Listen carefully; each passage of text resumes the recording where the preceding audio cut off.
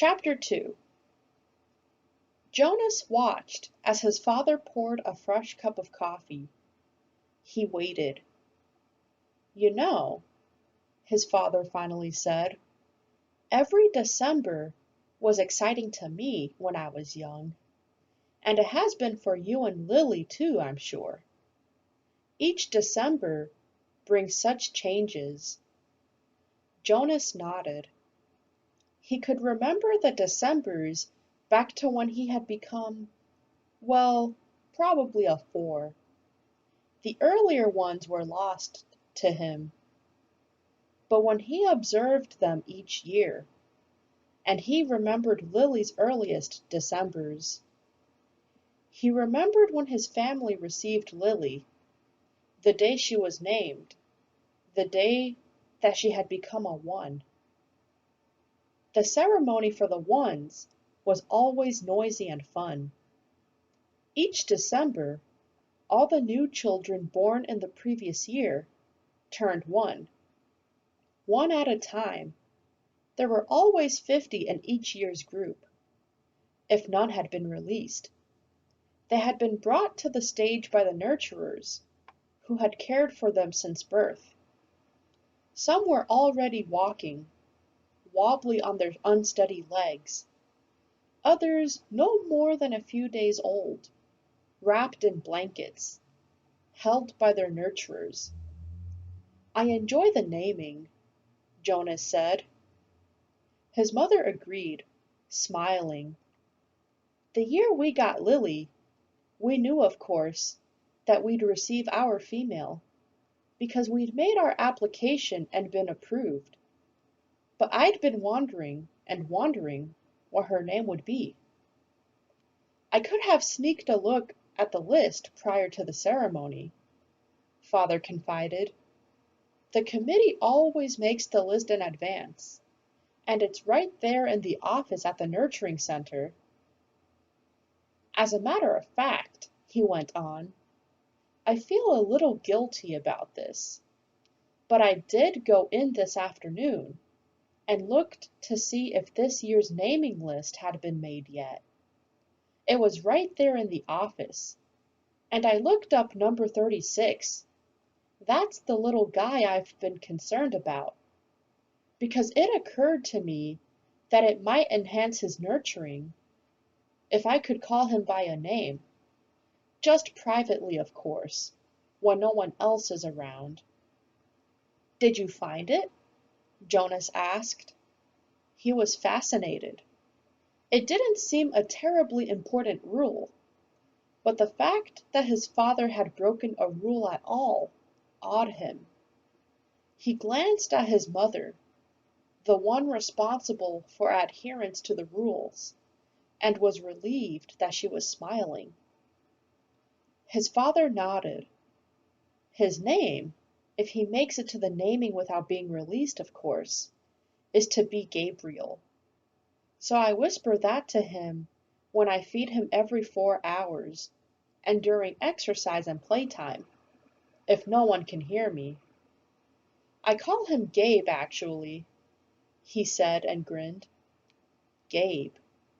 Jonas tried it out. A good name, he decided. Though Jonas had only become a 5 the year that they acquired Lily and learned her name, he remembered the excitement, the conversations at home, wondering about her, how she would look, who she would be, how she would fit into their established family unit.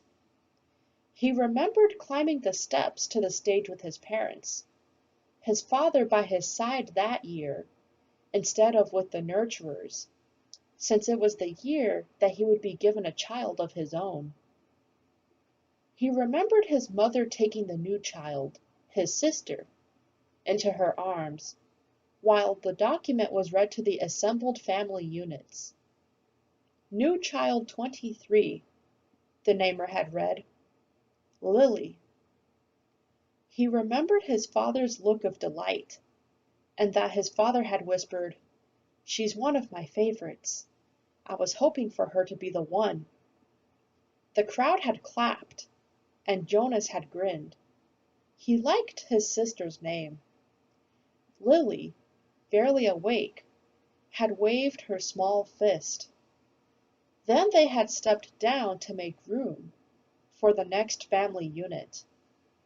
When I was an 11, his father said now, as you are, Jonas, I was very impatient, waiting for the ceremony of 12. It's a long 2 days. I remember that I enjoyed the ones, as I always do, but that I didn't pay much attention to the other ceremonies, except for my sister's. She became a 9 that year, and got her bicycle. I'd been teaching her to ride mine, even though technically I wasn't supposed to. Jonas laughed. It was one of the few rules that was not taken very seriously and was almost always broken. The children all received their bicycles at 9. They were not allowed to ride bicycles before then. But almost always, the older brothers and sisters had secretly taught the younger ones. Jonas had been thinking already about teaching Lily.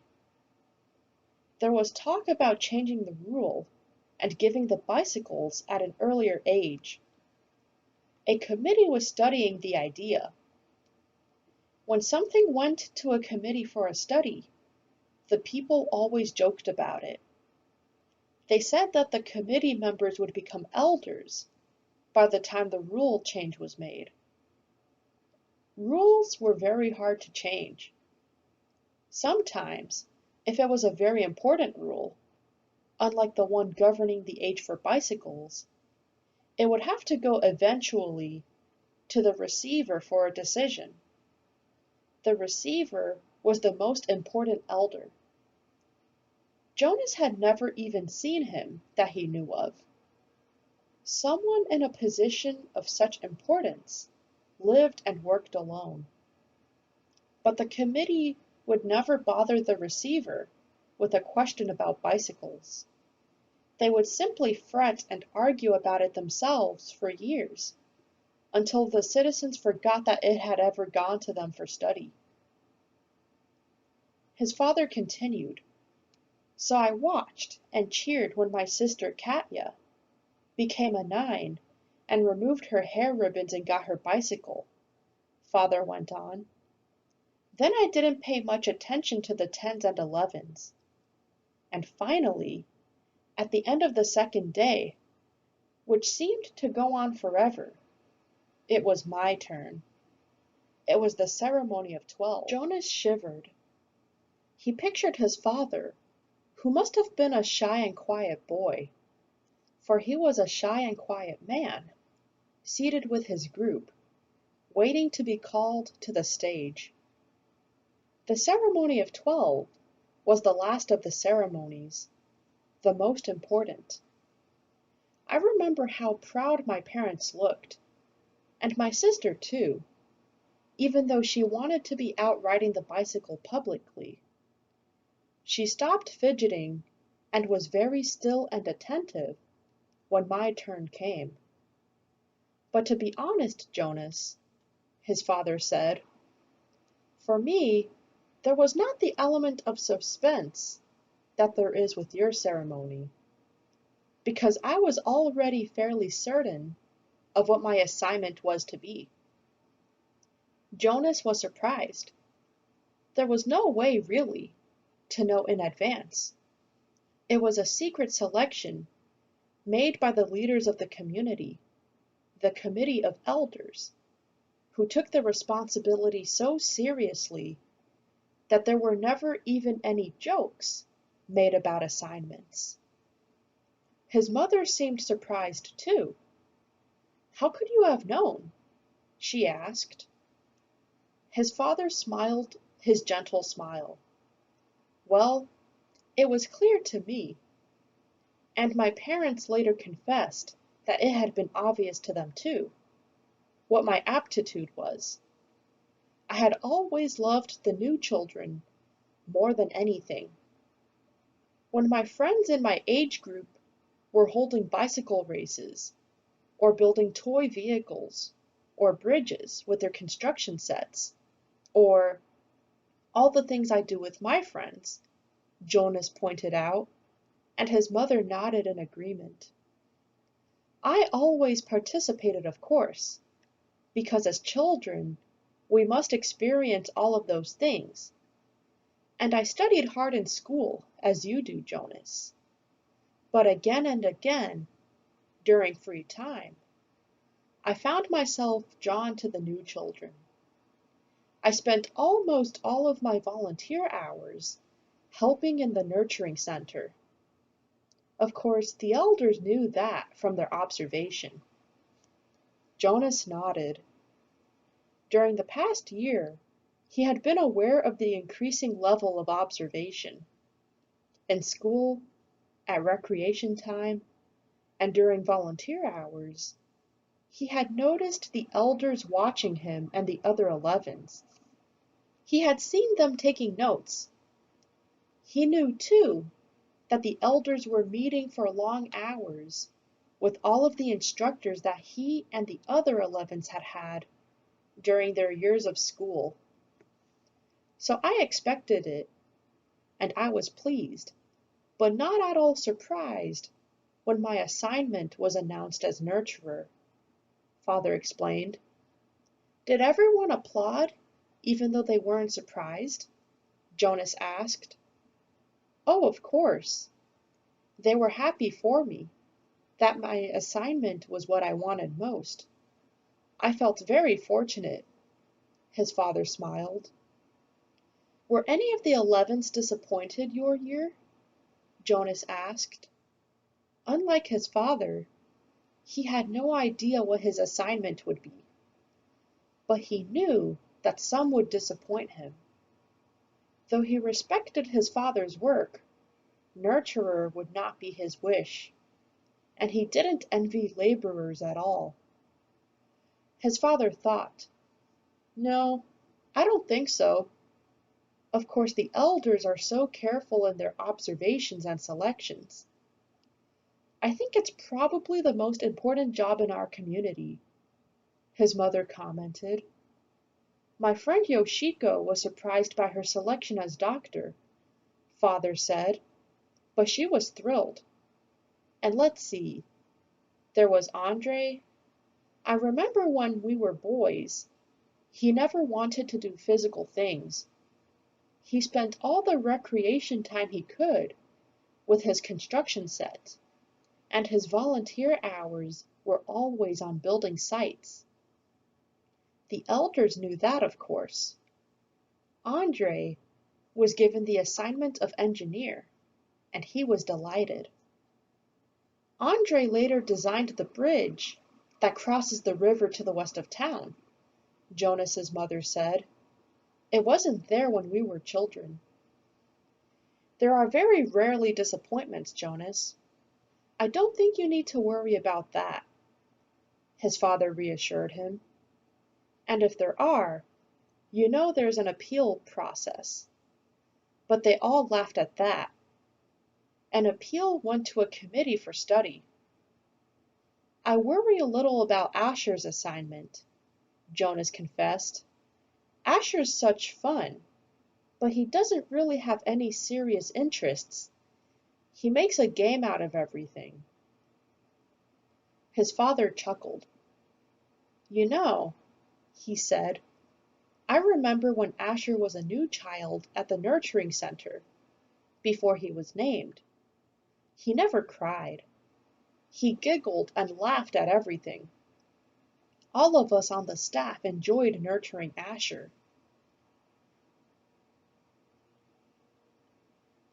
The elders know Asher, his mother said. They'll find exactly the right assignment for him. I don't think you need to worry about him. But Jonas, let me warn you about something that may not have occurred to you.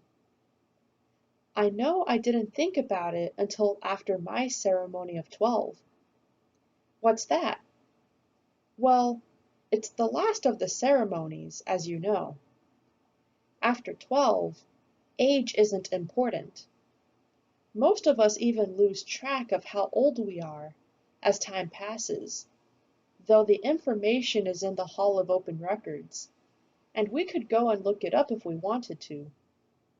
What's important is the preparation for adult life and the training you'll receive in your assignment. I know that, Jonas said. Everyone knows that. But it means, his mother went on, that you'll move into a new group, and each of your friends will. You'll no longer be spending your time with your group of 11. After the ceremony of 12, you'll be with your assignment group, with those in training. No more volunteer hours, no more recreation hours, so your friends will no longer be as close. Jonas shook his head. Asher and I will always be friends, he said firmly, and there will still be school. That's true, his father agreed, but what your mother said is true as well. There will be changes. Good changes, though, his mother pointed out.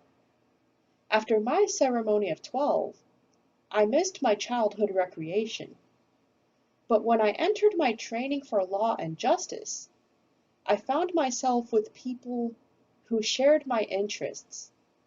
I made friends on a new level, friends of all ages. Did you still play at all after 12? Jonas asked. Occasionally, his mother replied. But it didn't seem as important. I did, to me, his father said, laughing. I still do. Every day at the nurturing center, I play bounce on the knee, and peekaboo, and hug the teddy. He reached over and stroked Jonas's neatly trimmed hair. Fun doesn't end when you become 12. Lily appeared, wearing her night clothes, in the doorway. She gave an impatient sigh. This is certainly a very long private conversation, she said, and there are certain people waiting for their comfort object. Lily, her mother said fondly, you're very close to being an 8, and when you're an 8, your comfort object will be taken away. It will be recycled to the younger children. You should be starting to go off to sleep without it. But her father had already gone to the shelf and taken down the stuffed elephant which was kept there. Many of the comfort objects, like Lily's, were soft, stuffed, imaginary creatures. Jonas's had been called a bear. Here you are, Lily Billy, he said. I'll come help you remove your hair ribbons. Jonas and his mother rolled their eyes, yet they watched affectionately as Lily and her father headed to her sleeping room, with the stuffed elephant that had been given to her as her comfort object when she was born. His mother moved to her big desk and opened her briefcase. Her work never seemed to end, even when she was at home in the evening. Jonas went to his own desk and began to sort through his school papers for the evening's assignment. But his mind was still on December and the coming ceremony. Though he had been reassured by the talk with his parents, he hadn't the slightest idea what assignment the elders would be selecting for his future, or how he might feel about it when the day came.